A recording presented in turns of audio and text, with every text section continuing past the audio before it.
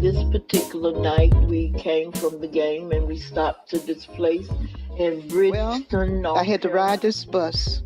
Now, mind you, when I was in the first to the eighth grade, we had a school. It was all, at that time, they At called that us time, Negroes. that was in 1967, and there was only 9 blacks in the high school. It was high school at the time, so that's when I really first was faced with, racism, Work in the and that was house, exactly. housework, like cleaning and washing, and they pay me about, I'd say about $1 a day.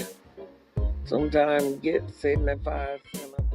Hello everyone, Durante Polite here to tell you about my new podcast, Objects in the Mirror. That's right, Objects in the Mirror coming February 2018. I'm so excited. This entire project began by me just wanting to document the history of my family members who lived right before, during, and after the Civil Rights Movement. I wanted to dive into their stories as it concerns the racial history of our country. I wanted to have this for my children so that as they get old and they begin to learn about these things, that it goes beyond what they learn in the history books, beyond what they see on the movie screen, that they understand what they're learning are not just distant historical facts, but actual things that their blood relatives lived through, that they went through.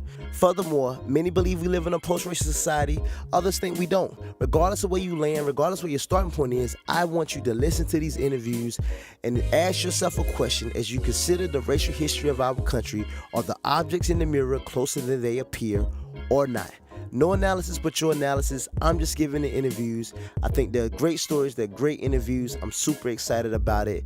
Objects in the Mirror. You'll be able to find it wherever you listen to your podcast. Coming out in a few weeks. Objects in the Mirror. Tell everybody about it. Objects in the Mirror.